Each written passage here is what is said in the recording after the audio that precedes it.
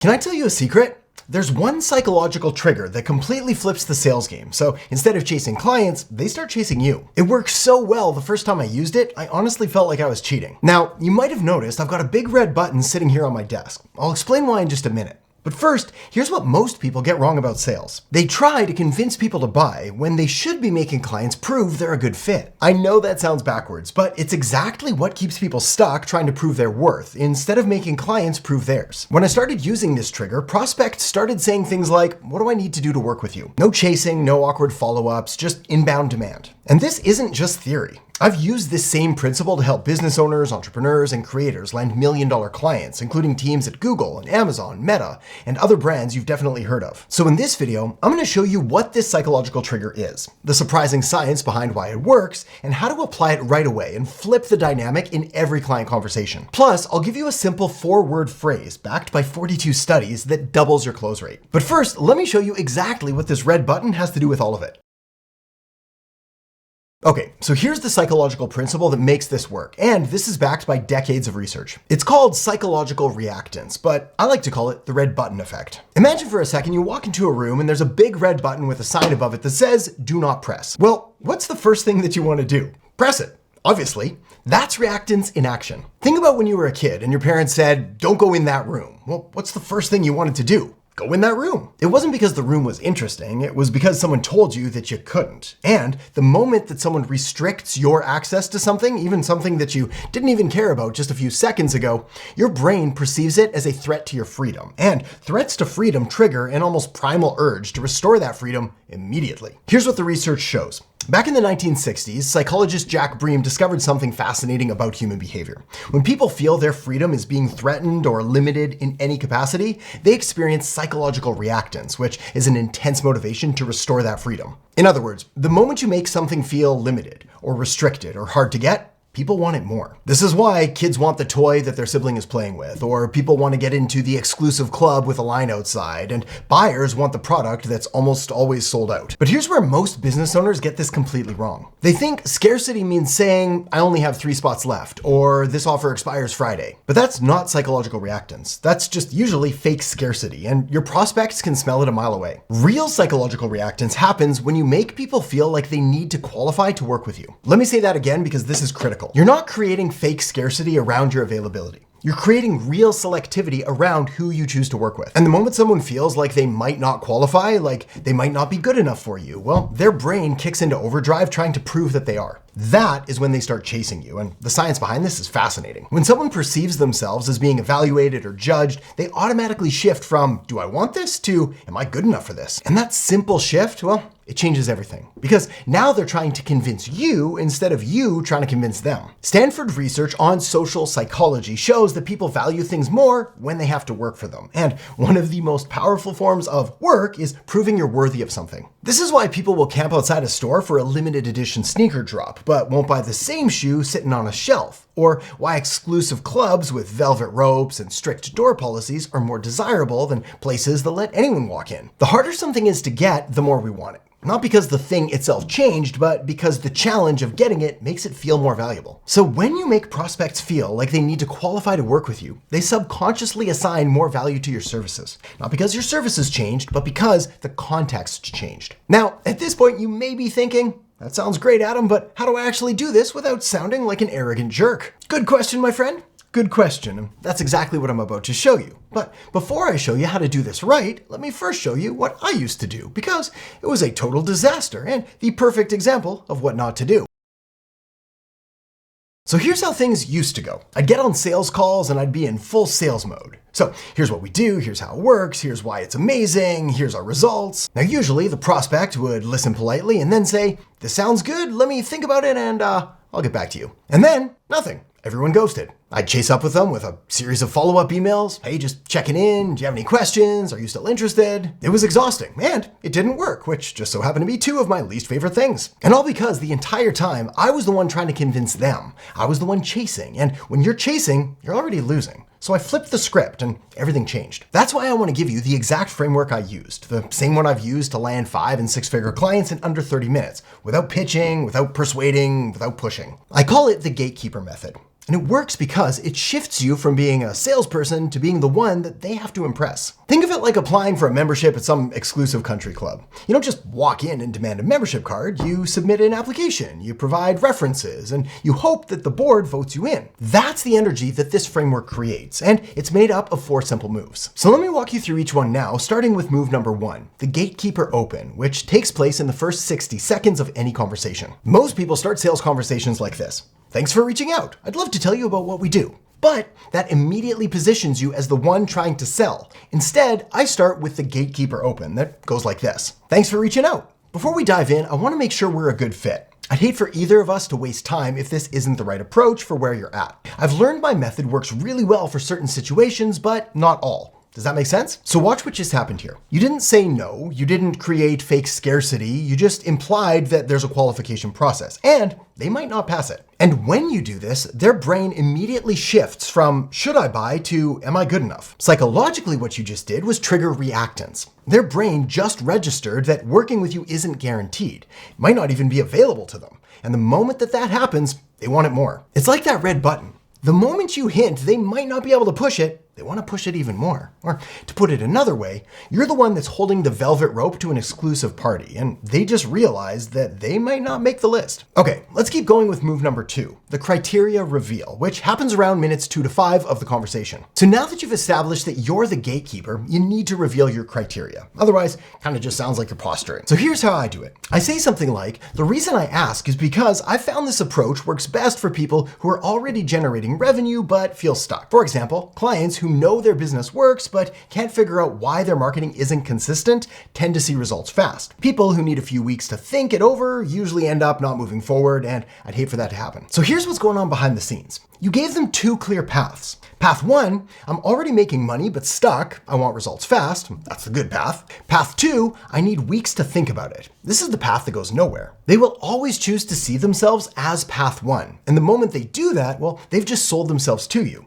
You created a self-selection mechanism. You set the bar and they started reaching for it. Okay, move number 3, the mirror close, which happens around the 5 to 10 minute mark. Now, sadly, this is where most people completely mess it up. Everything's going good, things are flowing smoothly, but then they get to the end of the conversation and say something silly like, so, would you like to move forward? Bad move. That's you selling them again. Just like that, you undid all of the psychological positioning that you built before. This is why instead I use the mirror close, and it goes something like this. From everything you've just told me, I think this would work really well for you. The real question though is, does this feel like the right fit for what you're trying to accomplish? That's a powerful line, because watch what just happened. You decided they're qualified, so you took that pressure off them.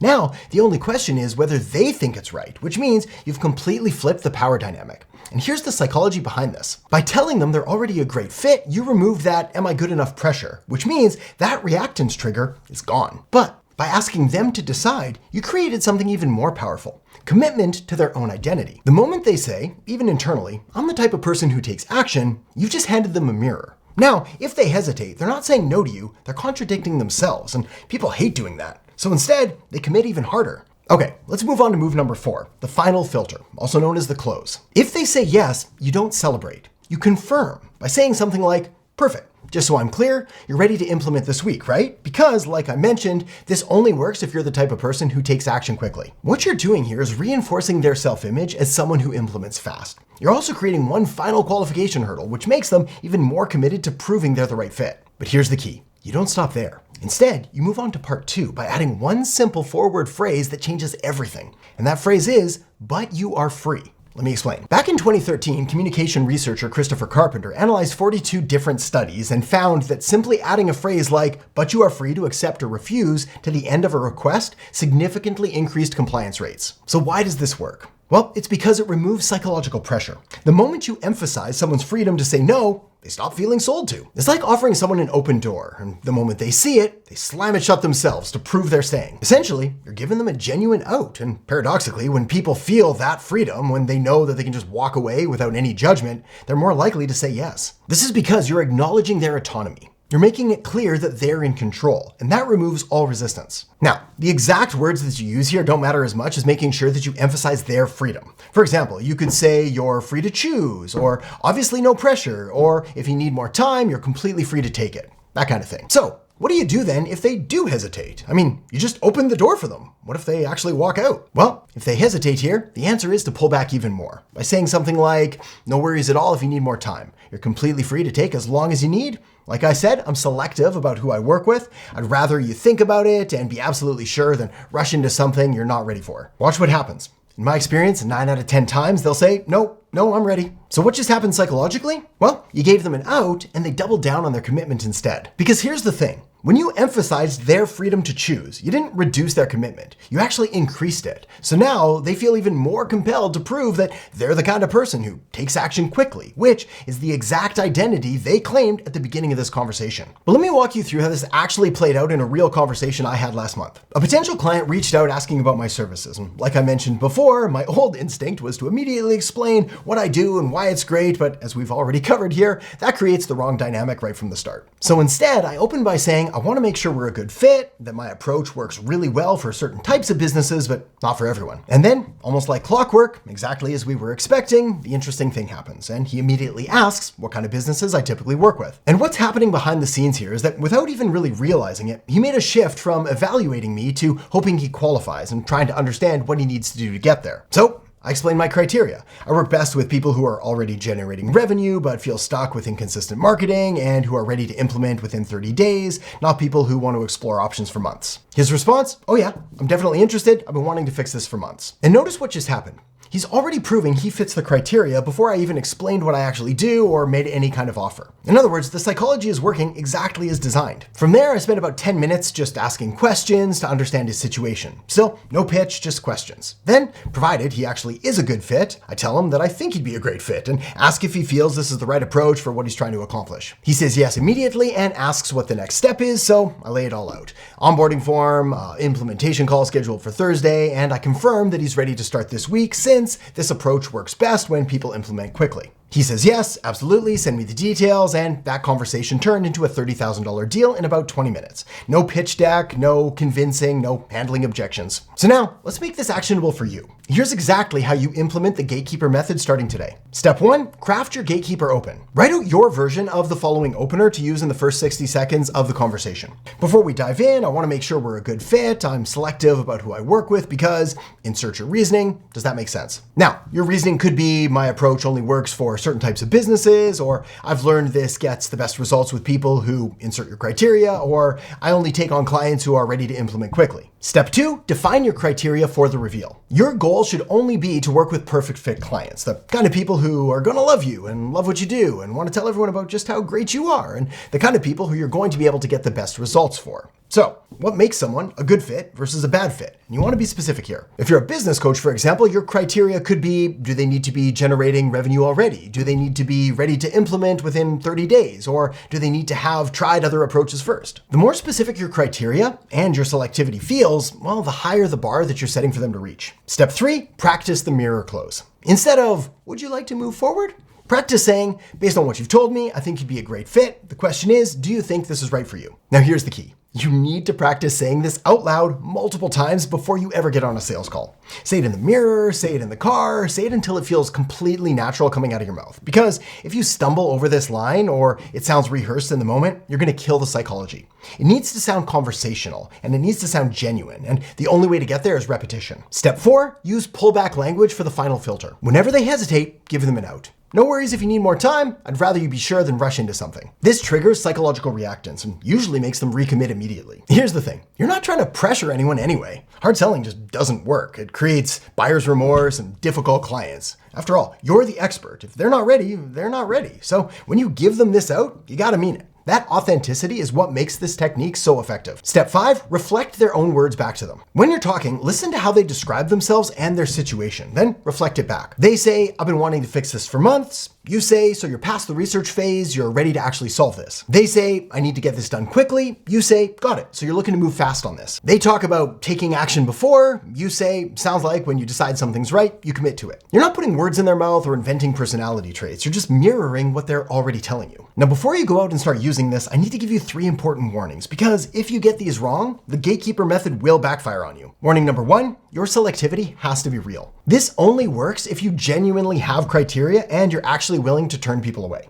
If you'll work with anyone who's got a pulse and a credit card, people are going to sense it immediately. You can't fake selectivity. It's got to come from genuine standards about who you work best with. Warning number 2, don't confuse confidence with arrogance. There is a big difference between saying I'm selective because I want to ensure great results and acting like you're just too good for most people. One is professional positioning, the other just makes you sound like a jerk. You're the gatekeeper, not a bouncer on a power trip. Warning number 3, this doesn't work if you're desperate. If you need every deal that comes through the door, you're not going to be able to pull this off convincingly. The selectivity has to come from genuine confidence in your results, not manufactured scarcity because you're broke. And look, if you're in that position right now, that's okay. I get it. We've all been there. But this method works best when you have at least a few wins under your belt and you're not operating from scarcity. So get a few clients first. Do some work for free if you have to. Build up some case studies and testimonials, then come back to this method once you've got some momentum. Now look, the gatekeeper method is powerful, but it's just one psychological trigger. And here's the thing. The most effective salespeople don't just use one technique. They stack multiple psychological principles together. If you're ready to stop chasing clients and start choosing them, these next 10 techniques are going to flip the power dynamic for good. For example, there's a way to frame your transformation story that makes people see themselves in your journey, so they believe if you did it, they can too. There's a technique for turning objections into reasons to buy without being pushy or manipulative. And there's a framing method that makes people feel like your offer was designed specifically for who they want to become. I break down all of these and more in the video that I've got linked up right here. 10 dark psychology sales techniques that top performers use but nobody talks about. Some of these are even more powerful than the gatekeeper method. And when you stack them together, you create messaging where people don't just buy, they chase you to work with them. So if you want to see those tactics, that video is linked up right here, so feel free to tap or click that video now and see you in there in just a second.